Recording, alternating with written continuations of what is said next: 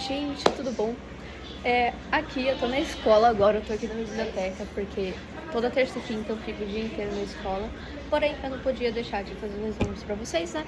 Porém, eu não vou fazer o resumo de inglês, porque eu não sou boa em inglês e papo. Eu vou começar, eu vou meio que explicar bastante pelo caderno e depois eu vou ir pro livro pra poder falar sobre os climas que vai cair na prova, né? Vamos começar por um resumo que ela passou dentro de sala de aula falando sobre a diferença de tempo e clima. O tempo é o estado da atmosfera em um determinado momento. Já o clima, ele é a consequência das estações do ano em um longo período de tempo. Você pode explicar de forma diferente o que é tempo e clima? Pode, com certeza pode. Só que ela passou assim dentro de sala de aula, pra mim, assim, no resumo. Mas pode colocar da forma que você preferir. Aqui a gente tem alguns elementos do clima, que é a temperatura do ar, umidade do ar e pressão atmosférica. O que é pressão atmosférica? É a quantidade de ar, é a massa de ar que tem, em cima da sua cabeça, que pesa, mas não que a sua cabeça achate por causa disso. Aqui tá falando também sobre a formação e a circulação dos ventos. Que tá falando aqui, os ventos são movimentos horizontais e verticais do ar, isso não importa, mas enfim, cuja formação depende da distribuição das temperaturas da superfície da Terra e também com a desigualdade de pressão. Ou seja, para um vento se formar, ele precisa de temperaturas e desigualdade de pressão para ocorrer aquela corrente de ventos. E também como que ele se movimenta por conta da corrente de convecção, que eles se movem das áreas de mais ou menos pressão. Depois disso, é só injeção de linguiça, que eu tenho certeza que não vai cair, que tem aquele assunto que fala sobre quanto maior a altitude, menor pressão, e quanto maior a altitude,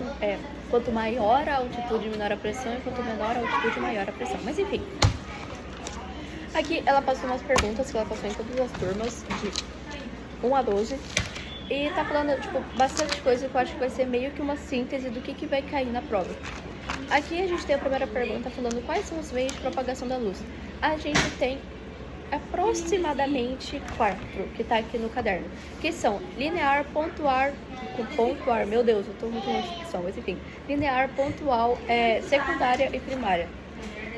Eu vou ver aqui no livro se tem mais, mas ó, tá aqui, fonte primária, fonte secundária, pontual e extensa. Aqui a gente tem pontual, linear, extensa e mas enfim, tá. Linear, é o jeito que ela se propaga normal, mas aqui tem as diferenças, aí que é pontual e extensa, mas enfim, que é opostos, a pontual e a extensa. Mas acontece. Aqui a gente também, na segunda questão, tá falando sobre a diferença entre sombra e penumbra. É algo muito simples. Sombra é uma região não iluminada, já a penumbra é uma região parcialmente iluminada. Na 3 está falando sobre os movimentos da Lua, que é translação, rotação e revolução. A translação é simplesmente o movimento que a Lua faz em torno do Sol, a rotação em torno de si mesma e a revolução é o movimento que ela faz em torno da Terra.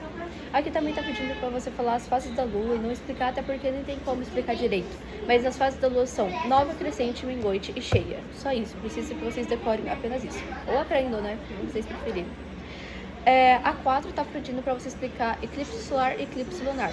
O eclipse solar é quando ficam alinhados Sol, Lua e Terra e a Lua entra na frente do Sol, tampando, fazendo meio que um arco ou um círculozinho de fogo laranja, assim, fica bem bonito. Já o lunar é quando ficam alinhados Sol, Terra e Lua e a sombra da Terra meio que cobre a Lua, fazendo ficar um breu. E também tem pessoas que acham bonito, que ela vai aparecendo aos poucos, assim. Aqui na 5 tá pedindo para você explicar a diferença entre solstício e equinócio.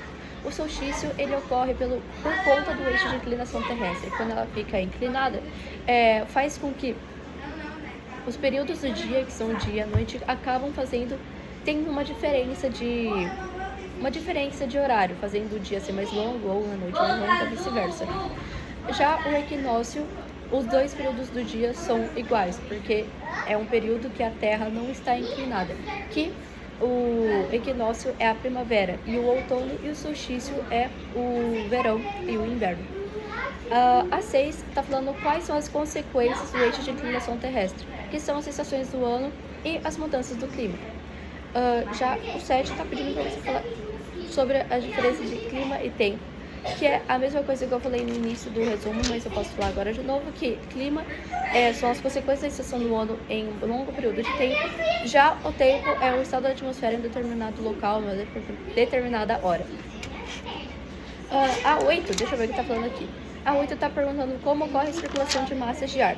Os ventos eles se deslocam sempre das áreas de alta pressão para as áreas de baixa pressão, que as áreas de alta pressão são as frias e as de baixa pressão são as quentes. E é isso, vocês só precisam colocar isso na prova se perguntar. A 9 está perguntando, explica a formação dos ventos e como ocorre as correntes oceânicas. Os dois, eles dependem da distribuição das temperaturas na superfície da Terra, pois são responsáveis pela desigualdade de pressão que inicia a corrente de convecção. E aqui eu coloquei uma coisinha a mais que a professora pediu para colocar aqui. Os dois dependem da distribuição das temperaturas e densidade na superfície da Terra. Apenas isso. Se vocês quiserem, eu mando fotos disso aqui depois, mas é isso, Bob. Na 10 está pedindo aqui, quais são os principais processos para a formação das nuvens? Pelo visto, ela não vai pedir para explicar, e sim para você citar apenas. E são eles: convecção, convergência, elevação topográfica e levantamento frontal. Aí a 11 está pedindo para você falar a diferença entre brisa marítima e brisa terrestre. A brisa marítima, a temperatura da Terra ela é mais elevada, fazendo o mar ter uma pressão maior. Já a brisa terrestre inverte, fazendo a Terra perder a pressão o calor mais rápido e a pressão do mar ir para a Terra, ou seja, a Terra ficar com uma maior pressão e o mar ficar com uma menor pressão. E a 12 está falando para você explicar os climas do Brasil. Ela pediu pra gente fazer um desenho, que o meu ficou bem cagado. Ficou assim, o meu Brasil tá todo torto, mas acontece. E ela pediu pra você explicar. Deixa eu pegar aqui Aqui. Tá na página 53 e 54, pra quem quiser dar uma olhada. E vamos começar falando sobre o clima equatorial. O clima equatorial, ele é um clima de alta umidade e também com uma temperaturas mais elevadas, assim, por volta de 30 graus para mais, assim, e chuvas intensas. E também ele ocupa todo o norte e o norte da região centro-oeste, que seria o Mato Grosso. Aqui a gente tem o clima tropical, que abrange quase metade do país, que pega centro-oeste, nordeste, parte da região norte e o sudeste. As estações do ano são bem demarcadas e o período de chuvas ocorre entre meses de outubro e março, ou seja, é tudo bem definido no clima tropical. Agora, o tropical atlântico, esse clima se estende por quase todo o litoral brasileiro. A temperatura dessas regiões vai de 18 a 26 graus, então é uma temperatura gostosa. E o período de chuva, no entanto, varia, então depende.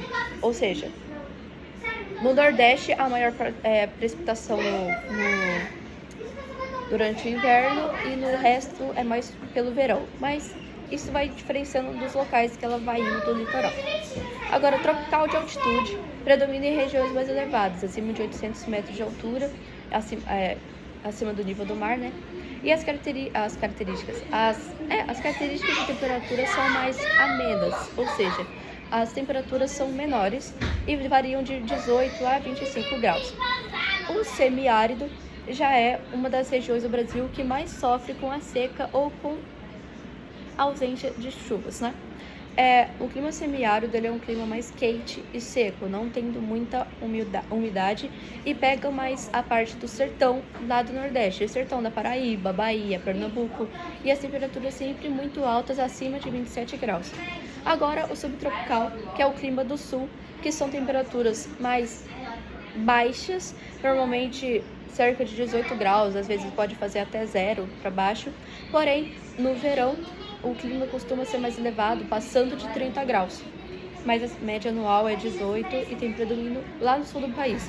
Normalmente, o subtropical é só no sul mesmo, se pega um pouquinho do sudeste, eu acho que já é muito, eu vou olhar aqui no mapa, então vou falar merda pra vocês.